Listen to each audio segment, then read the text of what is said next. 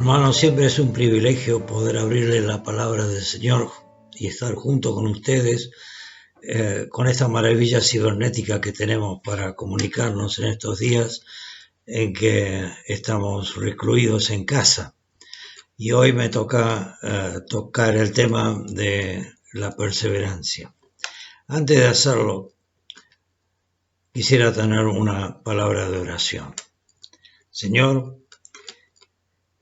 que las palabras de mi boca y la meditación de todos nuestros corazones puede ser aceptable ante ti en este día, porque te lo pedimos en el nombre del Señor Jesús, dándote gracias.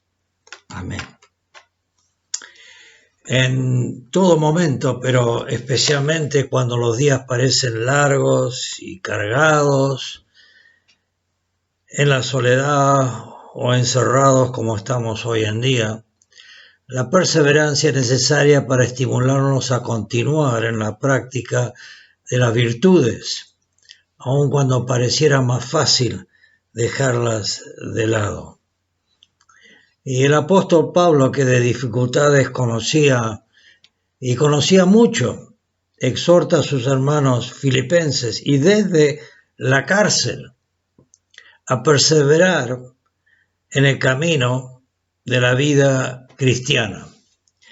Y nos dice a los filipenses en el capítulo 2 y los versículos 12 y 13, así que, amados míos, tal como siempre habéis obedecido, no solo en mi presencia, sino ahora mucho más en mi ausencia, ocupaos en vuestra salvación con temor y temblor, porque Dios es quien obra en vosotros tanto el querer como el hacer para su beneplácito. Y no le fue sencillo a los primeros creyentes manifestarse públicamente como seguidores de Cristo. En un mundo en donde recién comenzaba a escucharse el mensaje que Dios se había manifestado en la tierra a través del Señor Jesucristo. En nuestros tiempos, que algunos denominan ya post-cristianos hace bastante tiempo, este mensaje es conocido por muchos, pero solo algunos lo toman en serio. Para estos últimos, ser fieles a sus convicciones tampoco les resulta sencillo, ni a ellos ni a nosotros.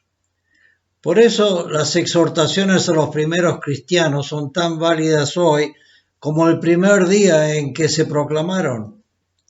En el libro de los Hechos de los Apóstoles se repite la palabra perseverancia con cierta frecuencia.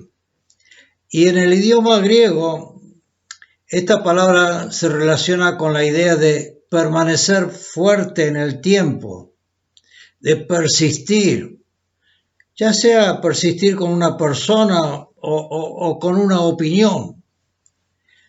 Leemos, por ejemplo, que Simón, después que creyó en Hechos 8, capítulo 13, la palabra expresa duración, o sea, persistencia en el tiempo, seguía con lo mismo. Dice, y aún Simón mismo creyó, fue el mago, ¿no?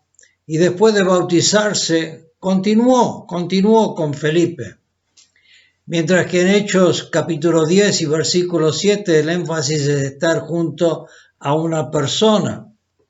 Cornelio llamó a 2 de sus criados y a un soldado piadoso de los que constantemente le servían. La palabra constante es la palabra perseverancia.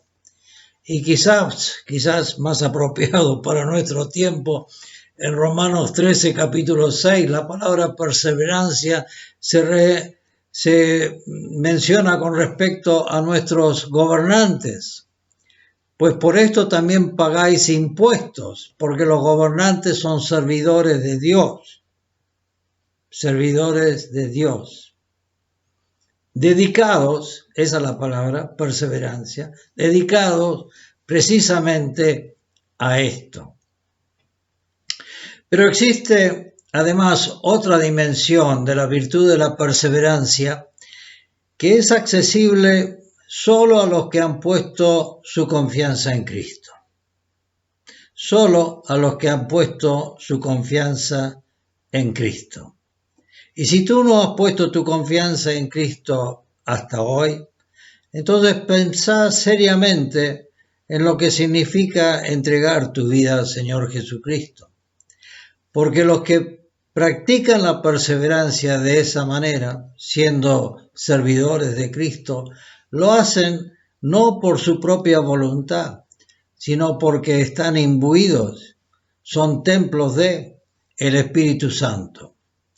Y es la visión de la esperanza de lo que hoy no se ve, pero lo que se espera con fervor y que nos impulsa a ser constantes en la oración. Esta misma palabra griega se utiliza de Moisés, por ejemplo, en el famoso capítulo 11 de Hebreos, donde dice: por la fe salió de Egipto sin temer la ira del rey, porque se mantuvo firme, como viendo al invisible. Y esta actitud se complementa con las exhortaciones de Pablo en la carta a los Romanos 12:12, cuando dice: gozándoos en la esperanza, perseverando en el sufrimiento, dedicados a la oración. Y lo mismo se dice de la iglesia en su conjunto. En Hechos capítulo 1, versículo 14, se nos dice que los apóstoles, después de la ascensión de Jesús en el aposento alto, todos estaban unánimes, entregados de continuo a la oración junto con las mujeres. Así que la perseverancia tiene que ver con estas palabras, con la palabra de continuar, la palabra de ser constantes, la palabra de ser dedicados, la palabra de ser manteniéndose firmes. Estas son las palabras en las cuales la perseverancia se alimenta. Pero ahora vamos a ver cómo se puede practicar la virtud de la perseverancia. Y aquí le diré que vamos a ser interactivos. Y les pediría que tengan a su mano un lápiz y, por supuesto, un papel. Porque yo les voy a mencionar algunas cosas que son importantes para cultivar la virtud de la perseverancia. Las virtudes, ustedes saben, no vienen con nuestro propio nacimiento. Son cosas que debemos aprender. Y muchos lo aprendemos por osmosis, es decir, lo vemos, se nos han enseñado a través del ejemplo de nuestros padres, o quizás en el colegio, o quizás la vida misma nos enseña a practicar la vida de la perseverancia. Pero hay que aprender ciertas cosas con respecto a la perseverancia que nos permite ejercer esa virtud con plenitud. Y dos factores están esencialmente asociados a la perseverancia. Uno tiene que ver con los objetivos que tenemos en la vida y el otro con el tiempo en el que vivimos. Los objetivos de largo alcance requieren una mayor dosis de perseverancia y objetivos que se pueden realizar en poco tiempo, por supuesto, en horas o días, no necesitarán tanta perseverancia porque el entusiasmo inicial normalmente será suficiente para llegar a la meta deseada. Pero el cristiano necesitará la dosis mayor, pues sus objetivos son siempre de largo alcance. Su mayor anhelo será terminar esta competencia en la cual estamos todos inmersos desde que nacemos hasta el día en que pasemos a la presencia del Señor. Pablo siempre lo relaciona con una carrera. Corred de tal modo que ganáis. Y todo el que compite, nos dice en 1 Corintios capítulo 9, 24 y 25, todo el que compite en los juegos se abstiene de todo. Ellos lo hacen para recibir una corona corruptible, pero nosotros una incorruptible.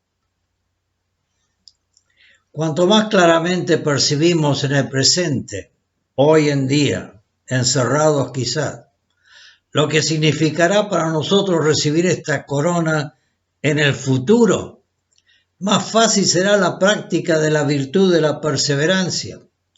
Al contrario, cuanto más difuso es el objetivo, cuanto menos vemos claramente a dónde vamos, cuando no sabemos ni de dónde venimos, ni de dónde estamos, ni de dónde vamos, mayor será la necesidad que tendremos de esta virtud de la perseverancia. En la Biblia de las Américas, que es la que yo uso, el pasaje se encuentra en el libro a los Hebreos, capítulo 10, versículo 19 al 25, y es un pasaje que es titulado Exhortación a la perseverancia. Léanlo. A este le sigue párrafo por medio otro titulado La necesidad de perseverar, y eso se encuentra en el capítulo 10, versículos 32 al 39. Y como se sabe, ambas lecturas preceden el gran capítulo 11 de los héroes de la fe. Y estos héroes de la fe perseveraban contra viento y marea. Para que nosotros también podamos perseverar, el escritor de esta carta nos hace una serie de recomendaciones. Y aquí vamos a comenzar a interactuar, porque yo no le voy a explicar lo que dice esos pasajes. Ustedes lo van a tener que estudiar, y cuando lo estudian van a encontrarse que el cristiano debe conocer algunas cosas y el cristiano debe hacer otras. Entonces, la primera pregunta que les voy a dejar para que ustedes conozcan es ¿qué es lo que el cristiano debe conocer? Y la segunda pregunta es ¿qué es lo que el cristiano debe hacer para continuar y para vivir dentro de los márgenes de la virtud de la perseverancia? Ahora, como todas las virtudes, no hay manera de adquirirlas sin practicarlas. Por eso estamos interactuando. No tiene mucho sentido que yo les hable de la perseverancia durante un tiempo y luego apague el televisor y no me ponga a pensar en cómo debo desarrollar esa virtud de la perseverancia. Y para desarrollar la virtud de la perseverancia hay que cumplir con algunos pasos. Y el primer paso es que debemos fijarnos metas de corto, mediano y largo alcance. El tema de cómo saber la voluntad de Dios no entra dentro de este estudio, pero es uno de los temas más importantes para nuestra vida cristiana. Debemos estar seguros de que en el momento en que vivimos estamos dentro de la voluntad de Dios. Quizás no sepamos cuál es la voluntad de Dios, pues entonces hay que pedirle, hay que orar. Y esos tiempos no son fáciles porque hay que estar pendientes de lo que el Señor quiera darnos o decirnos. Y quizás finalmente después de ese tiempo nos daremos cuenta que lo que estamos haciendo hoy es la voluntad de Dios. O quizás nos mande por otros caminos, puertas se abren y puertas se cierran, y debemos estar atentos tanto en la lectura de la palabra como en la oración, para conocer cuáles son esos tiempos. Cuando las puertas se abren, entonces, como Pablo dice, corremos y corremos la gran carrera hasta el día en que el Señor nos lleve a su presencia. Así que lo primero que tenemos que estar pensando es cuáles son nuestras metas. ¿Qué son las metas de corto, de mediano y de largo alcance? Y segundo, debemos tener cuidado de concluir cada una de las acciones que nos hemos propuesto, especialmente las de corto plazo, y no dejarlos a medio hacer. Porque todo lo que hacemos, lo hacemos para la gloria de Dios. Y no podemos dejar de lado o dejar inconcluso cosas que hemos empezado a hacer sabiendo que esa es la voluntad de Dios para nuestra vida. Y tercero, es importante que lo que hemos acordado hacer tenga la virtud de estirarnos, de realizar tareas o emprendimientos acorde a nuestra capacidad o un poco por encima de ella. Es por poner en práctica lo que el Señor Jesús enseñó. Cualquiera que te obligue a ir una milla, pues ve con él 2.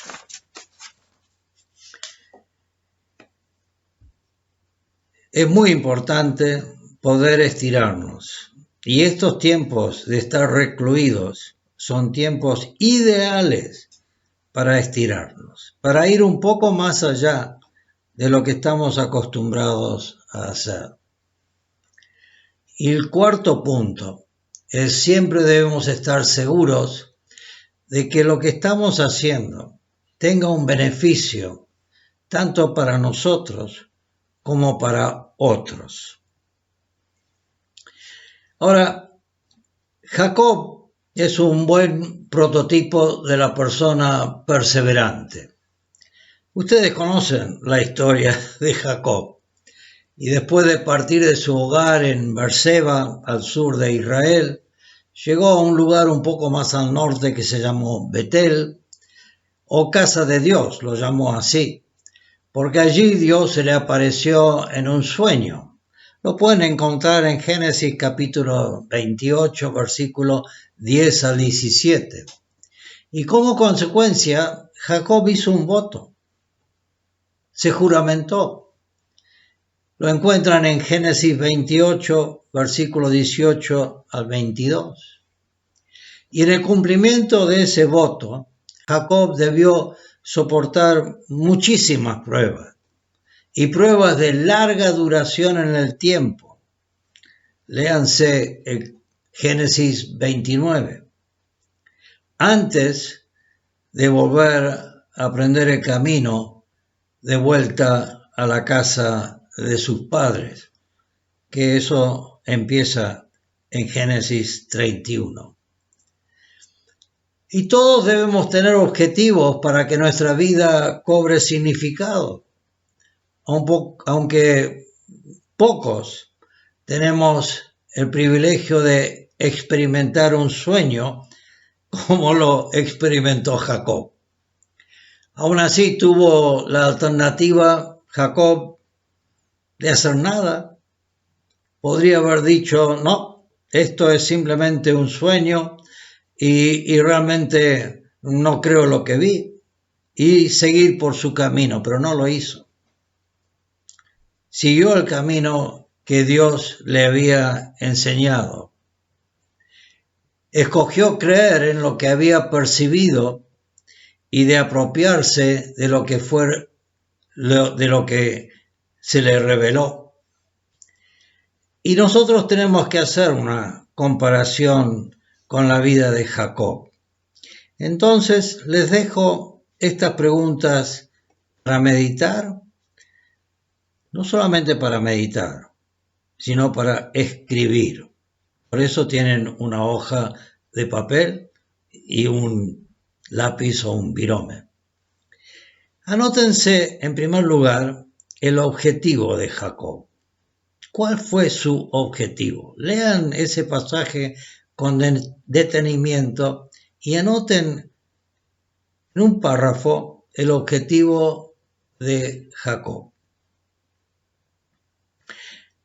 Y seguidamente pónganse a pensar en cuáles son mis propios objetivos. ¿Qué objetivos tengo yo en la vida? De corto plazo, de mediano plazo y de largo plazo. Y una vez que pensemos en eso y anotemos lo que pensamos que debemos hacer, entonces contesten esta otra pregunta. Los obstáculos, ¿cuáles fueron los obstáculos que tuvo que soportar Jacob? Y fueron muchos, O muchos problemas interpersonales con su tío. Pero ninguno de ellos le dejó de hacer lo que debía hacer. Y luego de pensar en eso, pongamos los propios problemas que nosotros podemos tener en cumplir estos objetivos. Los problemas que yo puedo prever en mi camino para lograr estos objetivos que me he propuesto. Piénsenlo. Y piénsenlo también en oración y ante el Señor, porque estos objetivos tienen que ver con lo que el Señor quiere de mi propia vida. Luego pensemos en cómo Jacob tuvo que estirarse en cuanto a su capacidad de trabajo y también en cuanto a su paciencia y cómo se estiró, mediante qué hechos y en qué forma él estiró su propia forma de ser para aprender algo nuevo. Y entonces preguntémonos también a nosotros mismos, para lograr mis metas, yo, ¿cómo me estiro? ¿Haciendo qué? ¿Estudiando? ¿Trabajando? ¿Aprendiendo? ¿Sufriendo? ¿Aprendiendo de mis propios errores? ¿Quién sabe qué? Anótenselo. Y luego de eso, Jacob entendió que lo que hacía tendría un resultado. Él sabía por qué tenía que hacer estas cosas. Y nosotros también, en nuestra vida, tenemos que saber por qué estamos haciendo lo que estamos haciendo. Y entonces vale la pena anotarse lo que me propongo hacer, qué beneficios tendrá para mí y especialmente para otros, en mi vida espiritual como en mi vida secular. Esas son las cosas que necesitamos para poder tener unas herramientas y saber cómo funciona la perseverancia en mi propia vida. Pero hay peligros en cuanto a la perseverancia y es mejor que la sepamos. La frustración es un enemigo tenaz de la perseverancia, especialmente en los objetivos de mediano y largo plazo. Nuestro entusiasmo inicial gradualmente se transformará quizás en desilusión. Sin embargo, esto tenderá a desaparecer en la medida que percibamos que estamos cerca de arribar a la meta propuesta. Pero tengamos cuidado con estar muy cerca de la meta propuesta, porque ese es el momento más difícil de llegar a la meta. Y muchas veces dejamos de hacer las cosas cuando hemos logrado el 90% de lo que debíamos hacer. El último 10%, los retoques finales, son los que más nos cuesta hacer. No nos dejemos caer en esa tentación, porque acordémonos que todo lo hacemos para la gloria de Dios, y un trabajo terminado es, por supuesto, para la gloria de Dios, y un trabajo al 90% no lo es tanto. Ahora, el Espíritu del Señor también vino poderosamente a David. Lo pueden encontrar en 1 Samuel 16, 9 al 13. Y a partir de que el Espíritu del Señor cayó sobre David, ustedes saben que tuvo que vencer muchos obstáculos, y algunos causados por sus propios errores, y otros por envidia ajena. Y en una oportunidad tuvo que fingir que estaba loco para poder salvar su vida. Lo pueden encontrar en Samuel capítulo 21, versículos 12 a 15. Y él relata esta experiencia en el Salmo 34. Y en estas circunstancias, desesperado y solo, pregúntense qué consejos nos da David para continuar adelante y qué podemos aplicar a nuestras propias vidas cuando estemos tentados a abandonar nuestras metas. Ahora, no dejen caer esa pregunta simplemente una pregunta retórica. Con lápiz y papel, escríbanlo. Es muy importante escribir. Ayuda a la reflexión. Y como en todas las virtudes, también existen vicios que se oponen a ellos. Y en el caso de la perseverancia, una de ellas es la obstinación.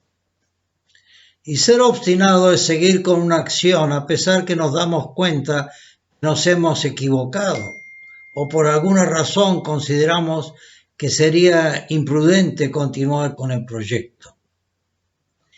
Y un caso de obstinación lo podemos encontrar en un rey que se llamó Sehón, rey de los amorreos, y con Balac, rey de Moab, y con el más conocido Balaam, quienes quisieron oponerse al paso de los israelitas en su viaje al Canaán. En cuanto a Sehón, Moisés nos dice que el Señor tu Dios endureció su espíritu e hizo obstinado su corazón, porque quería seguir en esa misma dirección en la cual estaba obstinado en seguir. Eso se puede encontrar en Deuteronomio capítulo 2, versículo 30.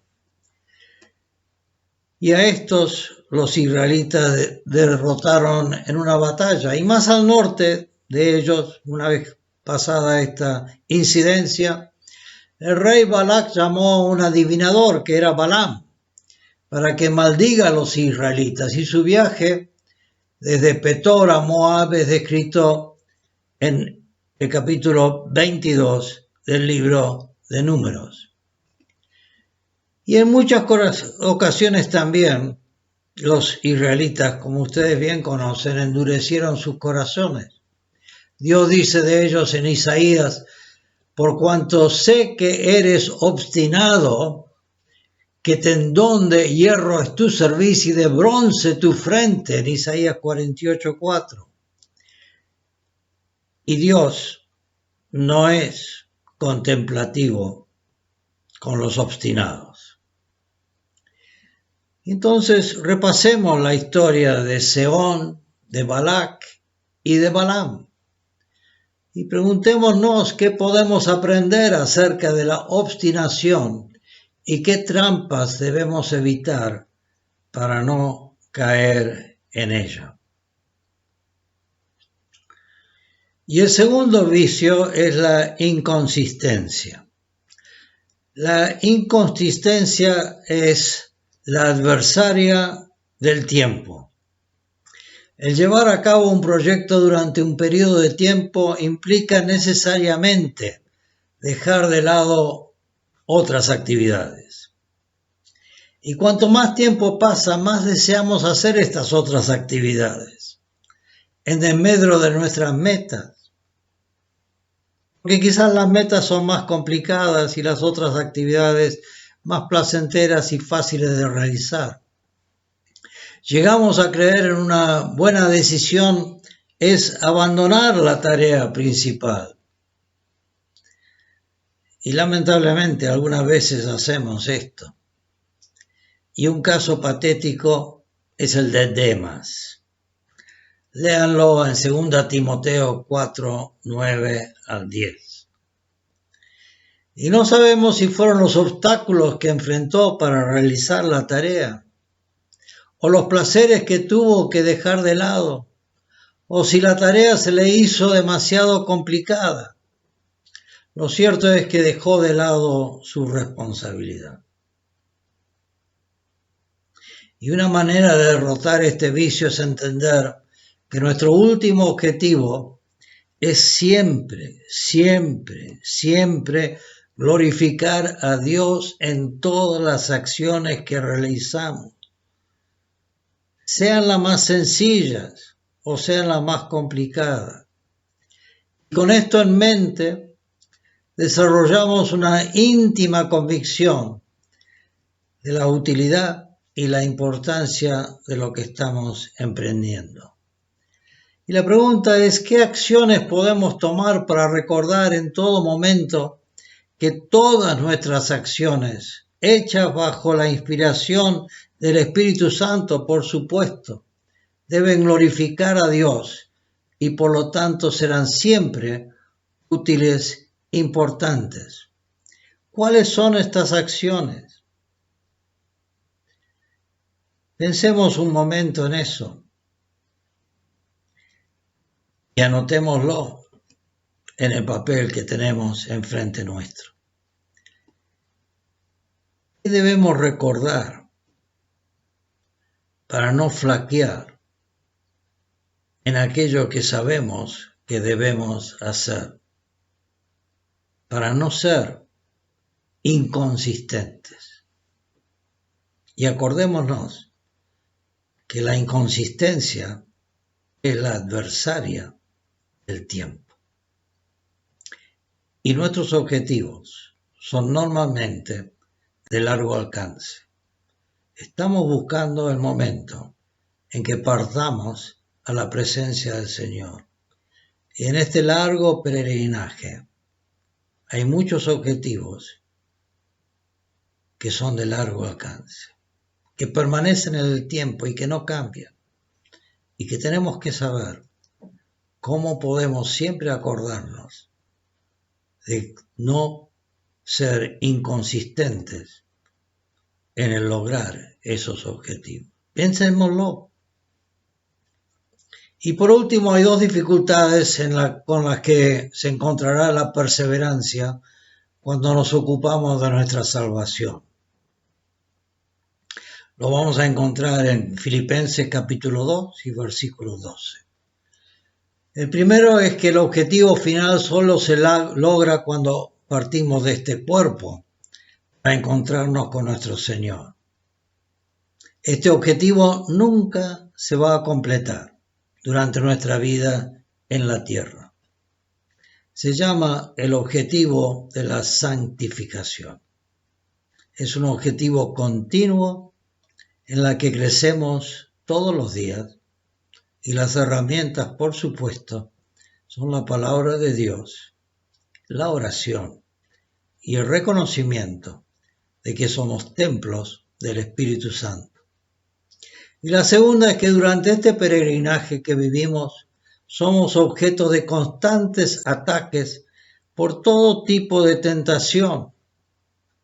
En realidad sabemos, como dice 1 Pedro 5, 8 al 9, que vuestro adversario, el diablo, anda al acecho como león rugiente, buscando a quien devorar, pero resistirle firmes en la fe, sabiendo que las mismas experiencias de sufrimiento se van cumpliendo en vuestros hermanos en todo el mundo. Por lo tanto, ¿de qué manera la virtud de la perseverancia nos puede ayudar a mantenernos firmes en la fe? Y de nuevo, les invito a escribir esos motivos para mantenernos firmes en la fe.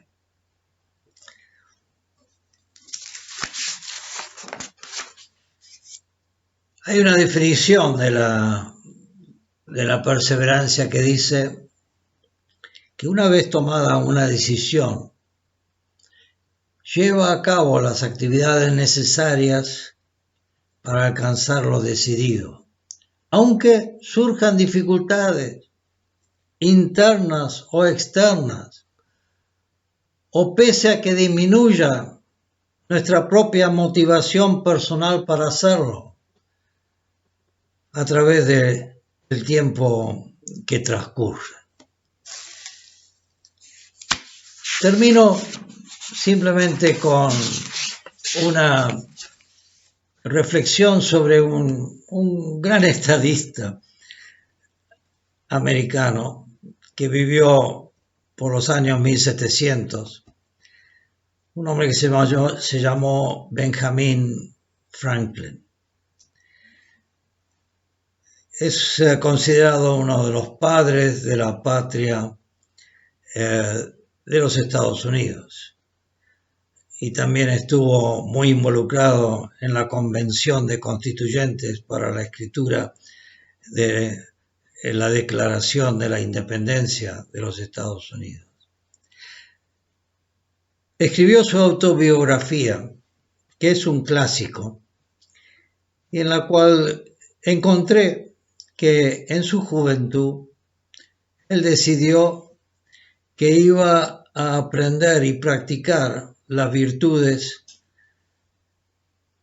muchas virtudes, que iba a aprender a ponerlas en práctica. Entonces escribió una serie de virtudes, no se las voy a decir cuáles son, pero lo que hizo fue simplemente ponerlos en práctica. Entonces pensó en una virtud y en esa virtud se concentró por toda una semana. Y durante a la noche o en el momento de mayor reflexión que cada uno tiene, él escribía unas preguntas que él tenía que contestar para saber si realmente practicaba esa virtud durante esa semana. Si mal no acuerdo, realmente eran 13, pero puedo estar equivocado. Yo les desafío a que hagan el mismo trabajo con respecto a la perseverancia. Y les desafío a ponerse unas cuantas preguntas. Yo les voy a dar unas 4 preguntas, pero ustedes pueden ponerse otras. Y en el momento en que ustedes están a solas, no sé si a la noche o a la mañana, generalmente los pensamientos míos vienen a la mañana, pero puede ser cualquier momento del día. Les invito a pensar en estas 4 preguntas que yo les voy a hacer hoy. La primera es esta. Al leer la palabra de Dios, obtuve nuevo discernimiento acerca de mí mismo y mi relación con el Señor. ¿Qué aprendí?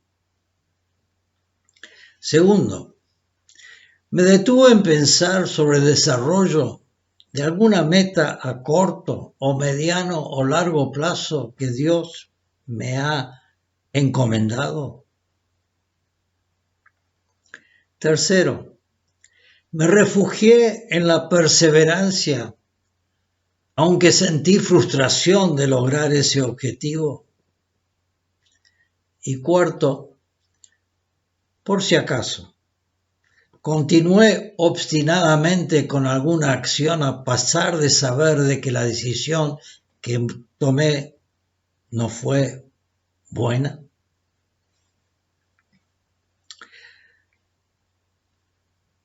Pónganse a pensar en eso y a ver si durante una semana, en algún momento del día, ustedes pueden sentarse y pensar en la virtud de la perseverancia y en cómo la están desarrollando. Hermanos, que el Señor bendiga esta meditación de su palabra para todas nuestras vidas. Que así sea.